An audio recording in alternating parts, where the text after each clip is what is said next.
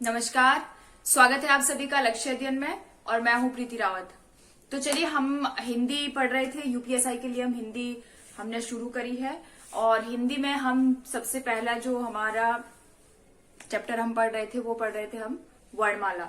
वर्णमाला में हमने वर्णमाला कितने जो वर्ण है कितने भागों में उनको बांटा गया, 2 भागों में बांटा गया है। हमने कल देखा है स्वर और व्यंजन। ठीक है, वर्ण क्या होते हैं ये हमने कल देख लिया है। भाषा की सबसे छोटी इकाई जिसको क्या कहा जाता है, वर्ण कहा जाता है। ठीक है, ध्वनि क्या है, वर्ण का एक मौखिक रूप है और वर्ण क्या है, ध्वनि का एक लिखित रूप है। ठीक है, तो ये सारी चीजें हम कल समझ चुके हैं। स्वर क्या होते हैं वो भी हम समझ चुके हैं, लेकिन स्वर का कुछ पार्ट बच गया है जो मैंने यहाँ पर लिखा हुआ है। तो एक बारी अगर आप लोगों को स्क्रीनशॉट लेना चाह रहे हैं तो आप बिल्कुल स्क्रीनशॉट ले लें। ठीक है, वैसे हम इसे समझेंगे अभी कि स्वर क्या है। मैं आपको एक चीज बता देना चाहती हूँ कि इसमें से जो सबसे ज्यादा क्वेश्चन पूछे जाते हैं, वैसे बोर्ड में पहले लिखने में मुझे मजा नहीं आता है फिर पढ़ाने में, लेकिन मैंने इसलिए लिखा है कि आपको थोड़ा टाइम आपका कम बचे, क्योंकि ये कल ही निपटाना था। लेकिन वीडियो मैं चाह रही हूँ कि जितना छोटी वीडियोस हो उतना ज्यादा अच्छा है, क्योंकि आपके पास भी टाइम इतना नहीं होता है। तो मैं सोच रही हूँ कि छोटी से छोटी वीडियो आपको भेज सकूं, लेकिन ऐसे हो नहीं पा रहा है मुझसे। तो मैंने सोचा कि पहले लिख लूं इनको, लेकिन वो मजा नहीं आ रहा है मुझे। वो जो लिख के फिर पढ़ाओ तो ज्यादा मजा आता है। ठीक है, तो मैं आपको अच्छा शुरू करते हैं हम। यहाँ पर मैंने लिखा है ओष्ठाकृति के आधार पर स्वरों के भेद। हो सकता है आपसे अच्छा इतना डीप वैसे आप लोगों से नहीं पूछा जाएगा, लेकिन फिर भी अगर पूछ लिया जाए कि ओष्ठाकृति के आधार पर स्वर के कितने भेद होते हैं, तो ओष्ठाकृति के आधार पर 2 भेद होते हैं। एक तो होता है वृत्ताकार और दूसरा होता है अवृत्ताकार। अब वृत्ताकार आप मैथ्स पढ़ते होंगे तो वृत्त का मतलब आप समझते होंगे कि सर्कल। ठीक है, यानी कि होठों का जब सर्कल बन रहा है या एक आकार वो है जब होंठों का सर्कल बन रहा है, और एक आकार वो है जब होंठ सर्कल ना बना के थोड़ा सा फैल रहे हैं। ठीक है, तो वो क्या हो जाएगा, जिसमें सर्कल बन रहा है वो हो जाएगा वृत्ताकार, और अवृत्ताकार वो हो जाएगा जिसमें सर्कल प्रॉपर नहीं बन रहा है। ठीक है, तो वृत्ताकार में कौन कौन से आ रहे हैं, छोटा ऊ, बड़ा ऊ, ओ और आऊ। जब आप उच्चारण करते हैं आपको मेरे साथ ही बोलना है। ठीक है, तो कौन कौन से है, ऊ वृत्त बन रहा है, ऊ, ओ, आऊ। तो इसमें क्या बन रहा है, हमारे होंठ क्या हो रहे हैं, सर्कल में जा रहे हैं। ठीक है, यानी कि वृत्त बन रहा है, तो इसीलिए इसका नाम क्या रख दिया है, वृत्ताकार रख दिया है। अगली हम बात करते हैं अवृत्ताकार की। तो अवृत्ताकार से भी आप सेम समझ गए होंगे कि अवृत्ताकार का मतलब होता है जिसमें सर्कल ना बन के थोड़ा सा क्या होता है, प्रॉपर सर्कल नहीं बनेगा, कुछ ऐसे हमारे होंठ खुलेंगे। ठीक है, तो वो क्या हो जाएगा, वो हो जाएगा अवृत्ताकार। और उसमें कौन कौन से आते हैं, ओ, आ, ई, री, ए, आई, यानी कि वो प्रॉपर ओ की शेप नहीं दे रहा है। ठीक है, प्रॉपर ओ की शेप वो नहीं दे रहा है, तो वो क्या हो जाएंगे, अ, आ, ई, री, ए, आई। ठीक है, ये क्या है हमारे, ये अवृत्ताकार है। अब हम आते हैं मुखाकृति के आधार पर। ठीक है, मुखाकृति के आधार पर कल जो हमने पढ़ा था वो मात्राएं और उच्चारण के आधार पर, मात्रा या फिर उच्चारण के आधार पर हमने पढ़े थे। आज हम किसके बारे में पढ़ रहे हैं, अभी हमने ओष्ठाकृति जाना और अब हम जान रहे हैं मुखाकृति के आधार पर। तो मुखाकृति के आधार पर जो स्वर बांटे गए हैं वो उनकी संख्या कितनी है, 4 है। एक है संवृत स्वर। ठीक है, एक क्या है, संवृत स्वर है, और दूसरा क्या है, विवृत स्वर है। तीसरा अर्ध संवृत स्वर है, और चौथा है अर्ध विवृत स्वर। ठीक है, आपको इतनी टेंशन नहीं लेनी है कि ये हो क्या रहा है, बस आपको प्रैक्टिकली आपको इसमें क्या करना है, प्रैक्टिकली इन चीजों को आपको क्या करना है, समझना है। और जब आप इन चीजों को प्रैक्टिकली समझेंगे तो आपको रटने की जरूरत नहीं पड़ेगी। ठीक है, आपको कंफ्यूजन नहीं होगा। विवृत स्वर का मतलब है, यहाँ पे सबसे पहले हम संवृत के बारे में जानेंगे। संवृत स्वर का मतलब है जिसमें मुंह कम खुलता है। क्योंकि मुंह की बात क्यों कर रही हूं, क्योंकि यहाँ पे क्या लिखा गया है, मुखाकृति के आधार पर, ओष्ठाकृति के आधार पर नहीं बोला गया है। अब पूरे मुंह की बात हो रही है, तो यहाँ पे क्या कहा जा रहा है कि संवृत स्वर, मतलब संवृत का मतलब होता है कम खुलना। ठीक है, वृत्त बन रहा है लेकिन कम बन रहा है। ठीक है, तो वहां पे हम क्या, वो कौन कौन से स्वर होते हैं, वो होते हैं ई, री, उ। ठीक है, इसमें क्या हो रहा है, इसमें कम मुंह खुल रहा है। ठीक है, अब दूसरा क्या है, विवृत स्वर। विवृत स्वर होता है जिसमें मुंह पूरा खुलता है, जिसमें हम पूरा मुंह खोलते हैं। ठीक है, तो यहाँ पे मैं लिख देती हूँ जिसमें कम मुंह खुलता है, जिसे और जिसमें ज्यादा खुलता है, ठीक है। जिसमें ज्यादा मुंह खुलता है उसको हम क्या बोलते हैं, विवृत बोलते हैं। तो आ जो है वो किस मुखाकृति के आधार पर आता है, कौन सी मुखाकृति है, तो आ है, आ कौन सी मुखाकृति है, विवृत स्वर है आ, ठीक है। अब आता है अर्ध संवृत स्वर। अब किसकी बात हम कर रहे हैं, अर्ध संवृत स्वर की बात कर रहे हैं। और जब हम अर्ध संवृत स्वर की बात करते हैं तो इसमें हमारे पास कौन कौन से आते हैं, अ, ए, आई, ए और ओ। कौन कौन से आते हैं, अ, ए और ओ। अगर इसी कड़ी में हम आगे अर्ध विवृत स्वर की बात करते हैं तो इसमें क्या आ जाता है, आई और ओ। इसमें कौन कौन से होते हैं, आई और ओ होते हैं, ठीक है। मोस्ट इंपॉर्टेंट आपको ये समझना है जहां से बहुत क्वेश्चन बनते हैं, ठीक है। एक हमारे क्वेश्चन कहां से बनते हैं, मात्रा या उच्चारण के स्थान पर, जो हमने कल पढ़ा है, इससे पहली वाली क्लास में पढ़ा है। और आज और यहाँ से जो क्वेश्चन सबसे ज्यादा बनते हैं वो कहां से बनते हैं, फिर जीवा के आधार पर। जीवा के आधार पर क्वेश्चन ये पूछा जाता है कि जो री स्वर है, अगर आपसे ये पूछा जाए कि री जो स्वर है वो जीवा के आधार पर कौन सा स्वर है, यानी कि उसका वो जीवा के आधार पर कौन से भाग से बोला जाता है। तो जीवा को हम कितने भागों में बांटते हैं, 3 भागों में बांटते हैं। एक हमारा हो जाता है अग्र, और दूसरा हो जाता है मध्य, और तीसरा हो जाता है पश्च, ठीक है। तो 3 भागों में हमने बांटा है। और इसकी अगर हम बात करें, 3 भागों की अगर हम बात करते हैं, अग्र स्वर में कौन कौन से आते हैं, जो आगे से बोले जाते हैं, जीभ के आगे से, ई, री, ए, आई, ठीक है। ये कौन से, ये किस में आते हैं, अग्र स्वर में आते हैं। मध्य स्वर की बात करें तो अ, यानी कि जो मध्य स्वर है उसका जो प्रेशर पड़ेगा वो बीच में पड़ेगा, मध्य में पड़ेगा, ठीक है। तो मध्य स्वर सिर्फ एक ही है, और ठीक है। नेक्स्ट हमारे पास आता है पश्च स्वर। अगर हम पश्च स्वर की बात करते हैं तो पश्च स्वर में क्या आता है, आ, उ, ओ, आओ, ठीक है। जो कहां से बोले जा रहे हैं, यहां से। जब आप इनको बोलेंगे तो आपको वाइब्रेशन यहां फील होगी, ठीक है। तो इसका मतलब क्या है, ये क्या है, पश्च स्वर है, ठीक है। तो ये थे हमारे स्वर, कुछ हमने कल कवर करे, कुछ हमने आज कवर करे, ठीक है। इसके बाद हमने क्या पढ़ा था, वर्णों को हमने 2 भागों में बांटा था। एक हमारे स्वर थे और दूसरा हमारा क्या था, व्यंजन था, ठीक है। दूसरा क्या था हमारा, व्यंजन था। अब हम आज किसके बारे में देखेंगे, व्यंजन के बारे में पढ़ते हैं, ठीक है। तो यहां तक कुल मिला के बात यह है कि बहुत ज्यादा जो क्वेश्चन बनता है वो क्या होता है, स्वर की संख्या कितनी है, स्वरों की संख्या कितनी है, तो 11 है। मूल स्वर कितने हैं, तो 4 हैं। संयुक्त स्वर या फिर दीर्घ स्वर कितने हैं, 7 हैं। और अंग और अह क्या है, अयोग वाह है। ये हम सारे कल पढ़ चुके हैं। अब हम आते हैं, जैसे कि मैंने आपको बोला था कि वर्ण के 2 भेद हैं, और उसमें से एक क्या है, स्वर है, एक है व्यंजन। और आज हम पढ़ने जा रहे हैं व्यंजन के बारे में, ठीक है। ये जो स्वर है, मुझे लगा कि ये आपको बता देना चाहिए, हो सकता है कि यहाँ से भी क्वेश्चन बने, हालांकि यहाँ से इतने ज्यादा क्वेश्चन नहीं बनते, हाँ जीवा के आधार पर बनते हैं, तो वो आपको देख लेना है, ठीक है। चलिए, तो हम क्या पढ़ रहे हैं, अब नेक्स्ट हमारा क्या है, व्यंजन है। और व्यंजन की जब भी हम बात करते हैं तो व्यंजन में हमारे पास, हम व्यंजन को कितने भागों में बांटते हैं, 3 भागों में बांटते हैं। व्यंजन को हम कितने भागों में बांटते हैं, 3 भागों में बांटते हैं। और 3 भागों में कौन कौन से भाग हैं, एक है स्पर्श व्यंजन, ठीक है। दूसरा है अंतस्थ व्यंजन, और तीसरा जो भाग हम बांटते हैं वो है ऊष्मीय व्यंजन, ठीक है। तीसरा भाग हमारा क्या आ जाता है, तीसरा आता है हमारा ऊष्मीय व्यंजन, ठीक है। तो हम इसमें सबसे पहले हम देखते हैं स्पर्शी व्यंजन को हम पहले जानेंगे, फिर उसके बाद हम अंतस्थ और ऊष्मीय व्यंजन को जानेंगे, ठीक है।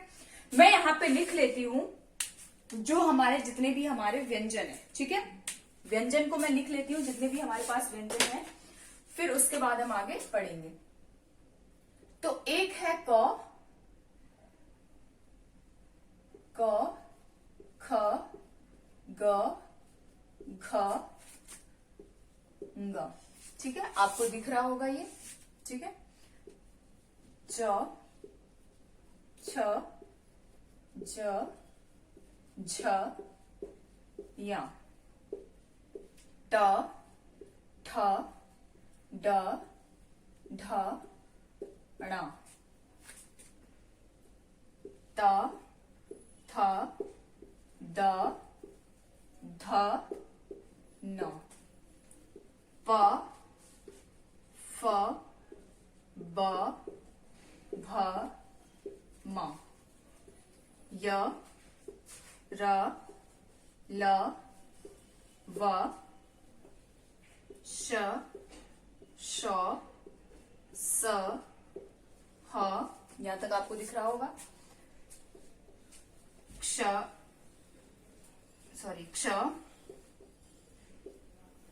त्र,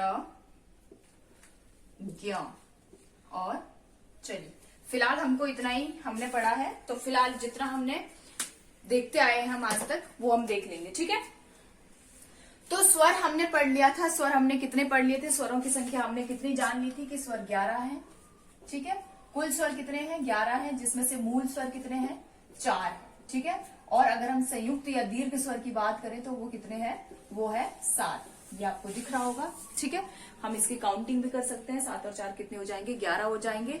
अंग और अह जो हमारा बचता है, मैं आपको फिर से बता देना चाहती हूँ, वो क्या है, वो है अयोगवाह। वो ना ही वो स्वर की सूची में आते हैं और ना ही व्यंजन की सूची में आते हैं, तो ये क्या हो जाते हैं, ये है अयोगवाह, ठीक है।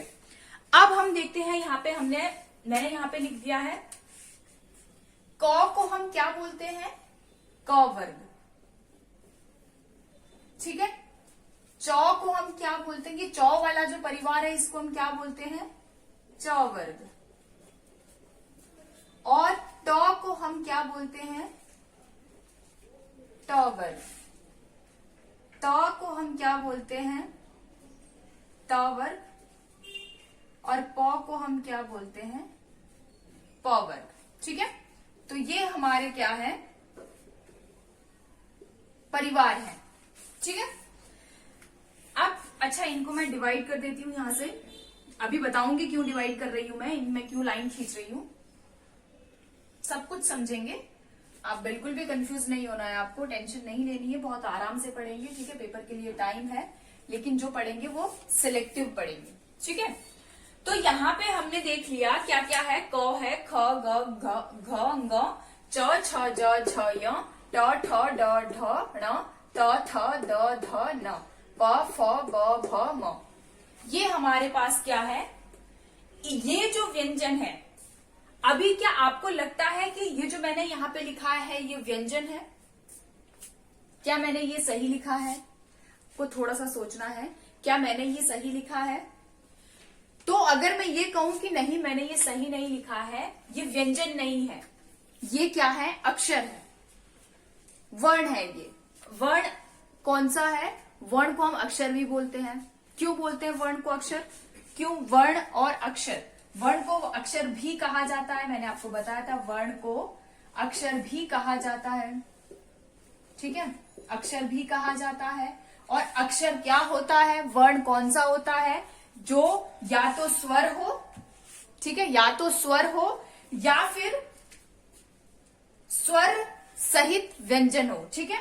यानी कि अगर मैंने ये क लिखा है तो इस क के साथ अ भी है, ठीक है, तो ये क्या है, ये अक्षर है। जबकि अगर मैं इस क के नीचे हलंत लगाऊं तो ये अक्षर नहीं है, यानी कि ये क्या है, ये स्वर रहित है, इसके साथ अ नहीं है, ठीक है। तो कुल मिला के क्या है, मैं आपको यहाँ पे समझा रही हूं व्यंजन, और यहाँ पे मैंने क्या लिख दिए हैं, अक्षर। यहाँ पे मैंने क्या लिख दिए हैं, अक्षर। क्यों, क्योंकि मैंने किसी के भी नीचे यहाँ पर हलंत नहीं लगाया है। इसका मतलब मैंने क्या किया है, इनको गलत लिखा है। या तो फिर मैं यहां से व्यंजन हटा के मैं क्या कर दूं, इनको अक्षर लिख दूं, या फिर अगर मैं व्यंजन आपको समझा रही हूं तो मुझे इनके नीचे क्या लगाना है, हलंत लगाना पड़ेगा, ठीक है। तो ध्यान देना है आपको, क्यों लगाना पड़ेगा, क्योंकि अभी जो ये जितने भी मैंने लिखे हैं, जितने भी मैंने वर्ण यहाँ पे लिखे हैं, उसमें क्या है, इनमें सब में अ है। इन सब में किसका साउंड आ रहा है, अ का उच्चारण हो रहा है। अगर मैं व्यंजन की बात करूं तो ये व्यंजन है, जैसे ही इसके साथ अ जुड़ जाता है और ये क्या बन जाता है, क, तो ये व्यंजन नहीं रहा, ये क्या बन जाता है, ये अक्षर बन जाता है। ये व्यंजन नहीं बल्कि क्या हो जाता है, अक्षर हो जाता है। ठीक है, यहां तक आपको समझ में आ गया। इसीलिए इससे पहले मैंने क्या इसको गलत लिखा हुआ था। ठीक है, इससे पहले मैंने इसको क्या किया था, गलत लिखा हुआ था, लेकिन अब ये क्या हो गए हैं, अब ये सही हो गया। क्यों? क्योंकि अब मैंने इनके नीचे क्या लगा दिया है, इनके नीचे मैंने लगा दिया है हलंत। और जैसे ही मैंने इनके नीचे हलंत लगाया है, ये क्या बन गए हैं, सारे के सारे ये व्यंजन बन गए हैं। तो यहां तक आपको बिल्कुल क्लियर हो गया होगा कि व्यंजन क्या होता है और अक्षर क्या होता है, व्यंजन और अक्षर में क्या डिफरेंस होता है। ठीक है, ये आपको समझ में आ गया होगा। क, जब तक ये नीचे हलंत है इसका मतलब इसके साथ अ नहीं है। जैसे ही इसके साथ अ हम लगाते हैं तो ये क्या बन जाता है, क बन जाता है। इसीलिए व्यंजन को कभी भी हम अकेले नहीं बोल सकते हैं। और यही, अब आप समझिए, और यही व्यंजन की क्या है, परिभाषा भी है। ठीक है, यही व्यंजन की क्या है, परिभाषा भी है। व्यंजन क्या कहते हैं, व्यंजन कहते हैं कि जिन वर्णों के उच्चारण में, जिन वर्णों के उच्चारण में स्वर की, ध्यान से सुनिएगा आप, जिन वर्णों के उच्चारण में स्वर की सहायता, स्वर की सहायता ली जाती है उसे क्या कहते हैं, व्यंजन कहते हैं। जिन वर्णों के, ध्यान देना है आपको, जिन वर्णों को उच्चारण करने के लिए स्वर की क्या ली जाती है, सहायता ली जाती है, उनको हम क्या कहते हैं, उनको हम व्यंजन कहते हैं। यानी कि वो ऐसे व्यंजन है जिनको हम बोल ही नहीं, लिख तो हम सकते हैं, लिखने में कोई दिक्कत नहीं, उनका हम लिखित रूप लिख देते हैं, लेकिन जब हमें मौखिक में उसको बोलना है, जब हम उसका मौखिक उच्चारण करेंगे तो हम बोल ही नहीं सकते हैं, उसका हम खंडन कर ही नहीं सकते हैं। फिर भी तो आ ही रहा है पीछे। इसीलिए ये क्या है, व्यंजन की क्या है, परिभाषा है। क्या परिभाषा है कि ऐसे वर्ण जिनका उच्चारण, ध्यान से सुनना आपको, उच्चारण, वो लिखने के लिए नहीं बोल रहा है कि लिखते हुए स्वर की जरूरत पड़ती है, ऐसा नहीं है। यहाँ पे तो नहीं पड़ रही है स्वर की जरूरत, यहाँ पे तो मैंने लिख दिया। तो देखो, भाषा को, आपको परिभाषा को समझना है। क्या बोल रहे हैं, उच्चारण करने, उच्चारण मतलब हम प्रोनाउंसिएशन, हम जब बोल रहे हैं उसको, तो बोलते हुए जब स्वर की सहायता लेनी पड़ रही है, ये अस्वर ही तो है, जब स्वर की सहायता लेनी पड़ रही है तो वो क्या होता है, तो उसे हम क्या कहते हैं, व्यंजन कहते हैं। लेकिन जब हम लिखते हैं उच्चारण करते हुए तो हम बिना अ के उसे बोल ही नहीं सकते हैं। ठीक है, अब हम ऐसे तो नहीं बोल सकते हैं कि मैं वो वाला क बोल रही हूं जिसमें नीचे क्या लगा हुआ है, हलंत लगा हुआ है, ऐसे तो नहीं बोल सकती हूँ। ठीक है, फिर भी अ का साउंड आ ही रहा है। लेकिन हाँ, जब हम लिखते हैं तो फिर हम उसको कैसे बताएंगे, लिखने में हम उसको प्रदर्शित कर सकते हैं कि क के नीचे मैंने हलंत लगाया, इसका मतलब ये आधा है, तो ये व्यंजन है। ठीक है, ये व्यंजन है, लिखने में मुझे कोई दिक्कत नहीं हो रही है। लेकिन जैसे ही इसके साथ मैं और लगाती हूं तो ये क्या बन जाएगा, ये अक्षर बन जाएगा। ठीक है, इसीलिए आपको समझना है कि व्यंजन अलग होता है, अक्षर अलग होता है। अगर आपको ये बोल दिया जाए कि ख व्यंजन लिखिए, ख व्यंजन लिखिए आपको, ठीक है, तो लिखने के लिए आपको बोला जा रहा है, बोलने के लिए नहीं। बोलोगे फिर तो आप बिना अ के बोल ही नहीं सकते हो। लेकिन जैसे ही आपको लिखने के लिए कहा जाए और आपने ये ख व्यंजन लिख दिया तो ये व्यंजन नहीं है, ये क्या है, ये अक्षर है। आप बिल्कुल गलत हैं यहाँ पर। क्यों? क्योंकि व्यंजन कब हो जाएगा, जब इसके नीचे हलंत लगेगा। अगर आपसे बोला जाए कि ख अक्षर लिखिए और आप ऐसे लिख देते हैं तो आप बिल्कुल गलत है। क्यों? क्योंकि आपने इसके नीचे हलंत लगाया है। और जो अक्षर होता है वो किसके साथ होता है, वो हमेशा भी स्वर के साथ होता है। और जैसे ही हम इसके नीचे प्लस अ इसको जोड़ेंगे, ये क्या हो जाएगा, ख हो जाएगा। यानी कि ये हमारा क्या हो जाएगा, अक्षर हो जाएगा। ठीक है, यहां तक आपको समझ में आ गया होगा। तो चलिए आगे बढ़ते हैं। मुझे लग रहा है आज की वीडियो भी लंबी जाने वाली है। मैं सोचती हूँ कि छोटी छोटी वीडियोस आपको बना के भेजूं, लेकिन ऐसा हो नहीं पाता है। चलिए तो यहाँ पे देखते हैं, क वर्ग की बात कर रहे हैं हम। और क वर्ग हमने कैसे लिखा है, हलंत के साथ लिखा है, क ख ग घ ङ। तो अच्छा, मैं यहाँ पे एक चीज आपको और बता देना चाहती हूँ। क्वेश्चन आपसे कभी ये पूछ लिया जाता है कि शहीद वर्ण किसे कहा जाता है, शहीद वर्ण। ठीक है, शहीद वर्ण किसे कहते हैं, तो शहीद वर्ण कहा जाता है अ को। क्यों?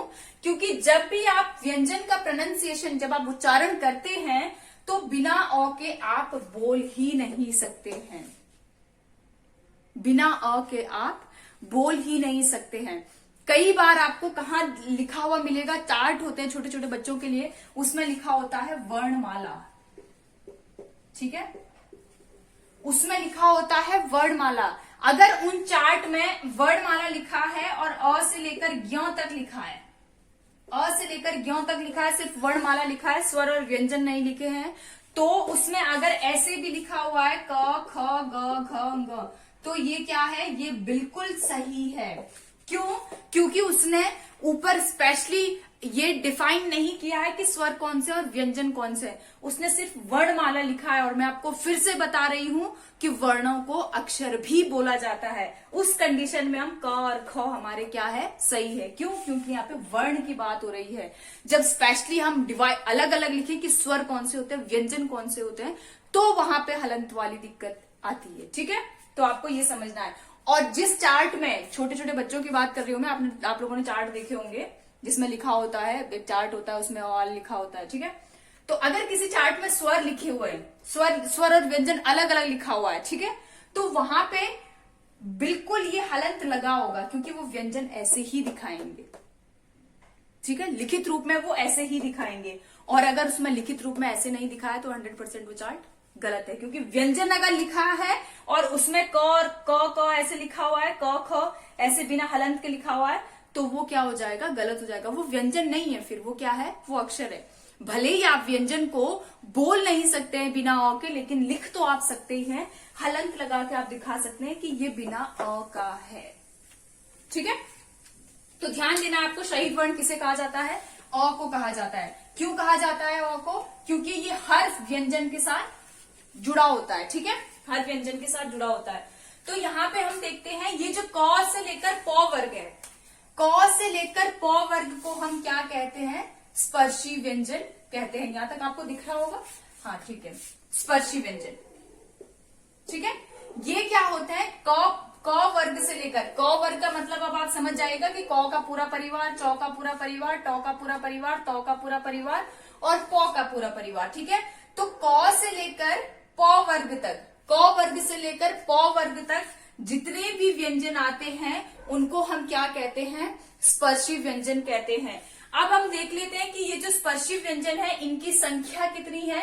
तो 1 1 2 3 4 5, ठीक है। यानी कि हर वर्ग में कितने कितने कितने सदस्य हैं, 5 है। हर घर में कितने हैं, 5 है। और ये कितने घर हैं, ये 5 है। यानी कि स्पर्शी व्यंजन की संख्या कितनी हो जाएगी, 25 हो जाएगी, ठीक है। स्पर्शी व्यंजन कितने हैं, 25 है, ध्यान देना है आपको, ठीक है। हर व्यंजन कितने हैं, सॉरी स्पर्शी व्यंजन कितने हैं, 25 है। अब हमने क्या लिखा है, यहाँ पे हमने लिखा है अंतस्थ व्यंजन, ठीक है, अंतस्थ व्यंजन लिखा है। और इसके बाद हमने क्या लिखा है, ऊष्मीय व्यंजन लिखा है, ठीक है। देखो ये जब हम इनको बांटते हैं तो पहले हम कितना पढ़ते थे, जब हम व्यंजन को बांटते हैं तो पहले हम कितना पढ़ते थे, हम इनको 3 ही भागों में बांटते थे। लेकिन अभी मैं आगे बताऊंगी कि अभी, लेकिन हमारे पास और चीजें क्या क्या है वो देखेंगे हम अभी, ठीक है। अब हम देखते हैं यहाँ पे हमारे पास क्या है, य र ल और व। य र ल और व को हम, य र ल और व को किन वर्णों में रखा गया है, तो ये है, कौन से व्यंजन है ये, वर्ण नहीं सॉरी, क्या कौन से व्यंजन है ये, तो ये है अंतस्थ व्यंजन। इनको क्या कहा जाता है, अंतस्थ व्यंजन, ठीक है। ध्यान देना है आपको और पहचानना है कि यो वाली जो फैमिली है उसको क्या कहा जाता है, उस परिवार का नाम क्या है, अंतस्थ व्यंजन है। और इनकी संख्या कितनी है, तो 1 2 3 4, कितने हैं ये है 4, कितने हैं, 4 है, ठीक है। अब हम बात करते हैं श श स और ह, श श स और ह। ये क्या है, ये है ऊष्मीय व्यंजन, जिनको बोलते हुए क्या होती है, ऊष्मा निकलती है। इनको हम क्या कहते हैं, ऊष्मीय व्यंजन। और इनकी भी संख्या कितनी है, इनकी भी संख्या है 4। कितनी संख्या है इनकी भी, 4 संख्या है, ठीक है। अब हमने अभी तक, आज तक हमने क्या पढ़ा था, अक्षर और ज्ञ। लेकिन यहां पे हमारा ऐड हो जाएगा क्या, अंतस्थ। अब अगर ठीक है, यहां तक तो हमने बांट लिया, स्पर्शी व्यंजन कहते हैं, अंतस्थ व्यंजन, ऊष्मीय व्यंजन। लेकिन ये अक्षर और ज्ञ है, ये किस परिवार, ये कौन से परिवार के हैं? तो ये कौन से हैं? ये है, अगर मैं यहां पे लिख दूं तो कोई दिक्कत नहीं है। इन्हें हम क्या कहते हैं? इन्हें कहते हैं संयुक्त अक्षर, संयुक्त अक्षर या संयुक्त व्यंजन भी हम इनको कहते हैं। संयुक्त अक्षर तो तब बोलेंगे जब इसमें क्या लगा होगा? अ भी लगा होगा। ठीक है, ध्यान देना है, वर्ण और व्यंजन और अक्षर को आपको समझना है। तो ये क्या होते हैं? हमारे संयुक्त व्यंजन। क्या होते हैं? संयुक्त व्यंजन। मैं अभी क्या लिखती हूँ? संयुक्त अक्षर। इनको हम क्या कहते हैं? संयुक्त व्यंजन कहते हैं। ठीक है, यानी कि जब इनके साथ ये ये किसी दो, यानी कि दो वर्णों के, दो या दो से अधिक वर्ण से इनका क्या बना होता है? ये जो व्यंजन होते हैं ये बने होते हैं। ठीक है, यानी कि दो व्यंजन। क्ष की अगर हम बात करें तो क्ष को जब हम किसी उसमें देखेंगे, क्या बोलते हैं, हिंदी की अगर हम शब्दकोश में देखें तो कौन से परिवार में हम उसको देखेंगे? जैसे अगर हम एप्पल ढूंढना चाहें तो एप्पल को हम ए वाले, अगर हमें एप्पल का मीनिंग नहीं पता तो हम क्या करते हैं? ए वाली सीरीज देखेंगे। ठीक है, फिर ए वाली सीरीज देखने के बाद भी हम क्या करेंगे? जिसमें पी होगा, APP जिसमें होगा, फिर उस पेज को ढूंढेंगे। ठीक है, तो वैसे ही जब हमें क्षत्रिय का मतलब जब हमें ढूंढना होता है, बाई चांस हमें क्षत्रिय का मतलब नहीं पता, तो हम कौन सी सीरीज में जाएंगे? क की सीरीज में जाएंगे। ठीक है, और क के सीरीज के बाद हम कौन सा वर्ड ढूंढेंगे? क के बाद जो श लगता होगा। ठीक है, क्ष। तो ये क प्लस श प्लस अ से मिलकर बना है क्ष। ठीक है, तो ये क्या बनता है? अगर हम वर्ण की बात करते हैं तो ये क्या बनता है? तो ये कैसे होता है? ये होता है क प्लस श प्लस अ। ठीक है, या हम ऐसे भी लिख सकते हैं क प्लस श। ये भी क्या है? सही है, क्योंकि इसको हमने पूरा क्या मान लिया है? अक्षर मान लिया है। ठीक है, तो ये क्या हो जाएगा? क्ष। ठीक है, ध्यान देना आपको। तो ये क्या है? वैसे ही त प्लस र, ये क्या बन जाएगा? त्र। और ये जो ज्ञ है, ये कैसे बनता है? जौ प्लस य, जौ प्लस य से क्या बन जाएगा? ज्ञ बन जाएगा। ठीक है, एक और होता है, कौन सा? जो होता है श्री, श्र। ठीक है, ये भी क्या है? ये भी संयुक्त व्यंजन है। ये भी क्या है? ये भी संयुक्त व्यंजन है। ध्यान देना है आपको। ठीक है, तो संयुक्त व्यंजन की संख्या कितनी हो गई है? क्ष, त्र, ज्ञ और श्र। तो ये इनकी संख्या कितनी हो गई है? इनकी संख्या भी हो गई है कितनी? 4। तो अब जरा अगर हम इनकी काउंटिंग करें, संयुक्त व्यंजन। ठीक है, तो अब अगर हम संयुक्त व्यंजन की अगर हम बात करते हैं तो संयुक्त व्यंजन को अगर हम देखें तो संयुक्त व्यंजन की संख्या भी कितनी हो गई है? 4 हो गई है। अब हम क्या करते हैं? अच्छा, मैं एक चीज आपको बताना भूल गई हूं।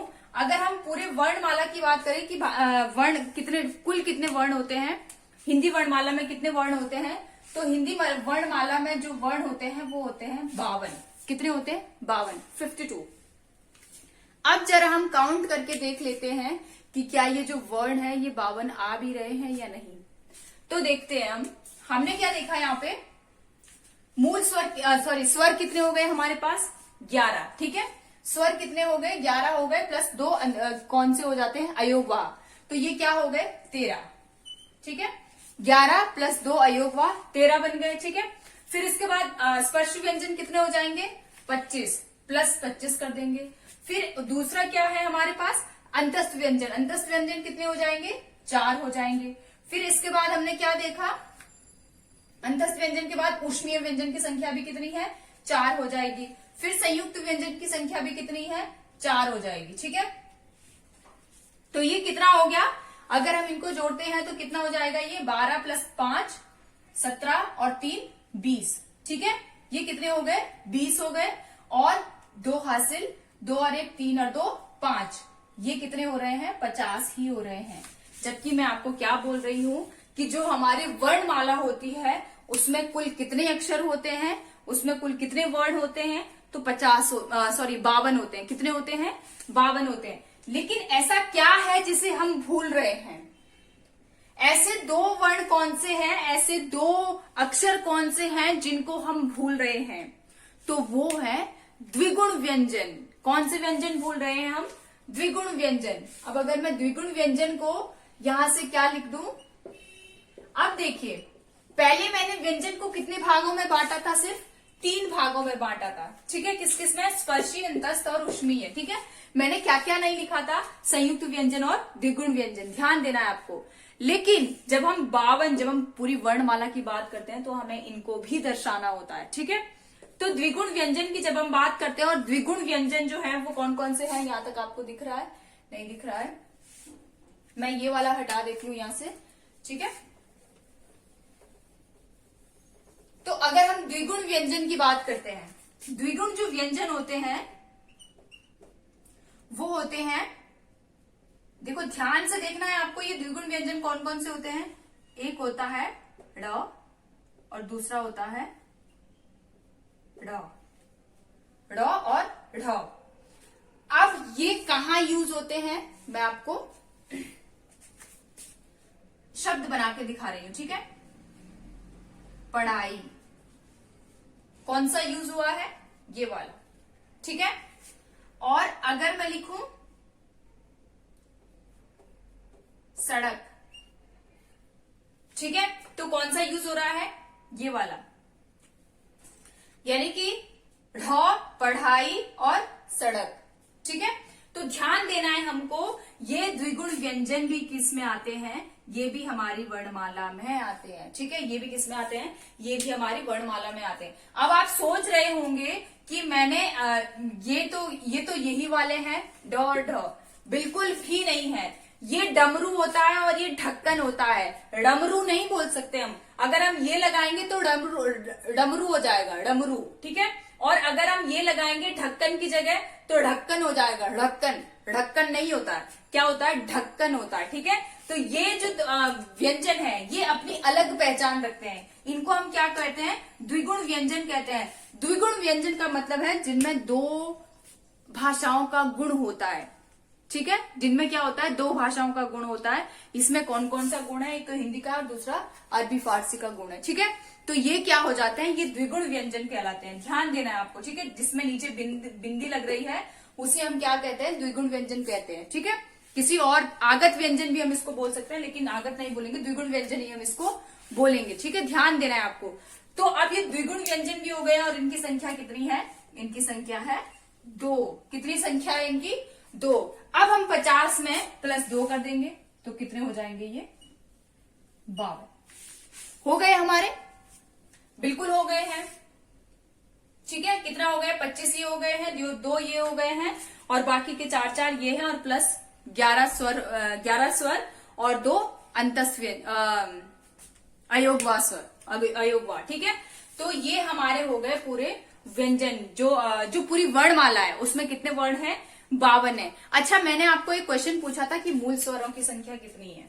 ठीक है, तो यहां पे हम देखते हैं कि मूल स्वर, यहाँ पे जो मूल स्वर है, मूल स्वर का मतलब है जो किसी और व्यंजन का गुण अपने साथ नहीं लेते हैं। ठीक है, तो और व्यंजन का जो गुण नहीं लेते हैं वो कौन कौन से हैं? 25 तो ये हो गए स्पर्शी व्यंजन, प्लस 4 ये हो जाते हैं। यानी कि यहां तक ये जो 2 मैंने लिखे हैं, जो 2 बाद के मैंने लिखे हैं, इनको हटा देते हैं जब हम। ठीक है, जब हम इनको हटा देते हैं तो उसके बाद हमारे पास क्या बचते हैं? ये हमारे पास मूल व्यंजन बचते हैं। ठीक है, ये हमारे पास क्या बचते हैं? मूल व्यंजन बचते हैं, क्योंकि ये जो बाद के हमने लिखे हैं ये क्या है? संयुक्त व्यंजन है, और ये क्या है? द्विगुण व्यंजन है। तो अगर हम मूल व्यंजन की बात करें तो सिर्फ कहां तक आते हैं? ऊष्मीय, अंतस्थ और स्पर्शी। इसीलिए मैंने सिर्फ पहले इन तीनों को लिखा है। ठीक है, अब हमने क्या करा है तो हम उस हिसाब से क्या देखेंगे, तो ये 25 और 4 कितना हो जाएगा? 29 हो जाएगा, प्लस 4 कितना हो जाएगा? 33 हो जाएगा। तो 33 तो हमारे पास क्या हो जाएंगे? 33 हो जाएंगे हमारे पास मूल व्यंजन, और 11 हमारे पास क्या है? स्वर है। ठीक है, मूल वर्ण की बात कर रही थी मैं। ठीक है, तो 11 हमारे पास क्या है? स्वर है। तो 3 और 1 4, 3 और 1 4, यानी कि मूल वर्ण की संख्या कितनी हो जाएगी? तो मूल वर्णों की जो संख्या है वो हो जाएगी 44। ठीक है, आज के लिए बस इतना ही रखते हैं। वीडियो बहुत ज्यादा लंबी हो रही है, अपलोड होने में थोड़ा सा टाइम लेती है। यहीं से हम कल कंटिन्यू करेंगे। इसके बाद क्या क्या कौन कौन से कहाँ होते हैं वो हम सारी चीजें देखेंगे, उच्चारण स्थान के आधार पर सब कुछ देखेंगे। मिलेंगे नेक्स्ट वीडियो में, तब तक आप सभी लोग अपना ध्यान रखें, खुश रहें, स्वस्थ रहें, मस्त रहें। धन्यवाद।